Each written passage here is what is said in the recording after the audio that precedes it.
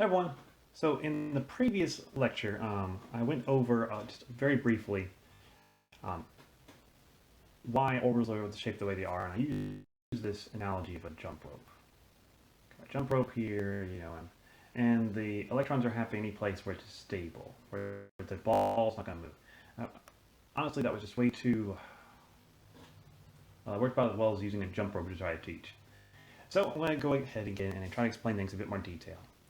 Now, what we learned last time is that electrons, I have to go back one, have wave-like and particle-like characteristics. Particle-like means they have, momentum. Wave-like means that they're going to have a position which is not in terms of an absolute place, but in terms of probability density. So let's think about this real quick. If I have my nucleus right here, positive nucleus, electron's going to be going around it. Now my question is, where does it make most sense for this electron to be? Would it make sense for the electron to be touching the nucleus? Well, you might think like, well, the opposite charge is attached. Sure, but they can't do that because of the momentum of this particle. It won't actually let it be touching the nucleus. And if it did, then they merge and it's no longer an atom, it's a neutron. How about this? Let's move my electron really super far away. Does it make sense for it to be forever away? Well, the answer is, no. Eventually it's going to need to drop off. It's not supposed to be so far away. And what it might look like is if you were to plot this, is you might say, like, okay, well, here's my probability, P, and here's my distance from the nucleus, R. And I would say, like, well, at first it's going to be 0, and it's going to probably jump up, and then it needs to kind of taper off eventually. It's got to drop eventually. How fat this tail is, that's something for us to figure out another time. Well, this thing is called a wave function. It looks like that. It's a wave function. And it is simply saying that this is more or less where it needs to be. Technically, there's some extra stuff here that the wave function squared is equal to probability, but we're not going to worry about that too much right now. Remember, engineering materials, not quantum physics class. So you can see right here that the electron is going to be mostly in here. What you also see is that this is only a function of position. So if I'm looking at this in space, here's my center, I'm just going to see a big ball, because I can't see that it drops off inside of the ball. It does. If I were to look at the ball from the top and kind of cut it, what I would see is, there'd be like this big band where most of the electrons are, and then I would have kind of an area in the middle which doesn't have much. Okay, so this is an s orbital right here. This is an s orbital. This is what it looks like.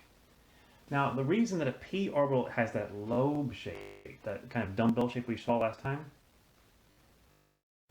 there are various reasons for it. There's some amazing quantum physics about, the spin of the protons interacting with the spin of the electrons. But that's just bonkers to try to explain. So the big thing I can show you is this, that for an s orbital, we're good. We only have a function of r, radius. And so for only a function of radius, there's only one shape that works. That's a sphere. Okay, that's a sphere. For our p function, it's no longer just a function of r. It's also a function of angle, theta. And so if we have this theta brought in, well, if I break any arbitrary plane that I'm going to keep them in, I'm going to have, areas where it's not going to have any electron density. So I'll have a lobe up here and a lobe up here, with this nodal plane where we don't have anything at the center. Now, if you're wondering why are there only two sides to this, it's built into this wave function, and it's also based on the spin. So for now, just forgive me, that's about the simplest way to describe it right here when we get to this. But there is a kind of a better way to see this visually, because just taking my word for it doesn't make so much sense. And this might help you see it in a much more 3D way. So what you're looking at right now, these are just modes of a drum. Like if you take a djembe and you hit it, these are different oscillation modes that you can see for that drum. The first one makes sense to you. It's an S1, kind of what you imagine, just very, very, very exaggerated. The second one, as you can see, is our second mode.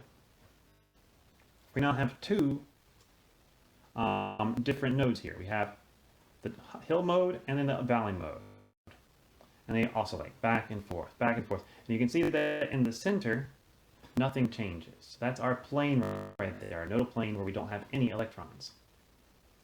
And if we continue to add orders to this, increase the complexity, the next thing we get is we have two divisions, two nodal planes. And with those two nodal planes, I now have four sections, which is a D function. So this corresponds to our s orbital, our p orbital, and our d orbital. Okay, s, p, and d. So where is this coming from? It's coming from the wave function, which is a very, very complex concept, which just says since it's a wave, it has to have certain conditions for it to actually manage to be there. And that as we keep on going up and up and up, we add more and more complexity to this wave function. So first it's a function of r, then a function of theta, eventually a function of phi, and we keep on going from there. And that's why we get more and more complex.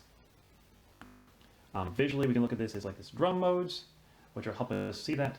But now the next question you might be asking yourself is, okay, why 2, 6, and 10? Can we see that visually? And you can. So I'm going to put the sphere up in space. If I rotate that sphere 90 degrees this direction, you don't see anything different. If I rotate that sphere 90 degrees this direction, you don't see anything different. It's just a sphere. So a sphere has only one possible orientation in space, and so there's only one possible orbital. Now we can have some higher energy modes, which are just bigger ones of this, but don't worry about that for now. But for a sphere, there's only one orientation in space, so one orbital. One orbital can hold two electrons. For a p, we have this shape.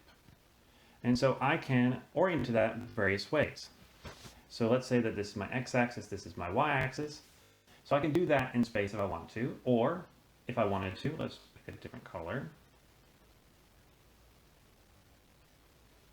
I could have oriented it this way. Okay, I'm up to two directions now.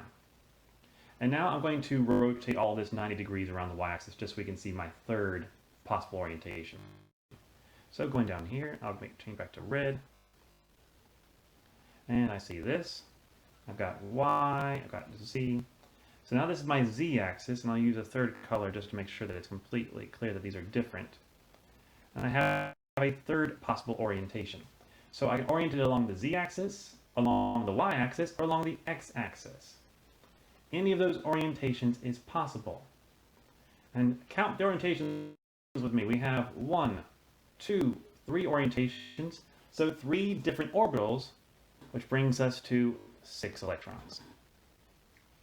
And finally, for our fourth orbital, let me make sure I can actually get it properly. Where's my pen?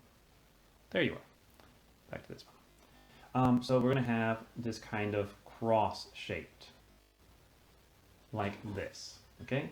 Our cross-shaped.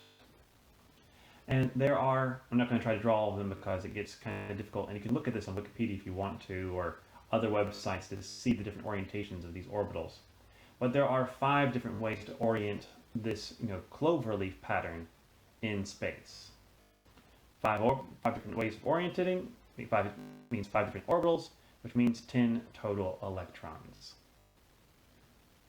Okay, so I hope this makes sense what's going on here. Electrons, they're controlled by a wave function. That wave function has certain requirements. One of those being, if I'm looking at the nucleus, there are no electrons there. And if I'm looking away from the nucleus, it should eventually drop off. And as we get to more complex modes, you see that we are allowed more different orientations. I can turn this drum if I wanted to 90 degrees, and it would look different. If I turn this one 90 degrees, I don't see anything different. As we continue to add more complexity, more modes, we get our d orbital. If you're wondering what about f orbital, you'd have to have a vibrating sphere to be able to see that, and I do not have a good visual of that quite yet. So I hope this makes a little bit more sense when it comes to the electronic structure. It is a very high-level concept, which is why we don't really talk about where these come from, just what they are and what they do. So thank you for listening. I hope this helps you, and I'll see you all next time. Bye-bye.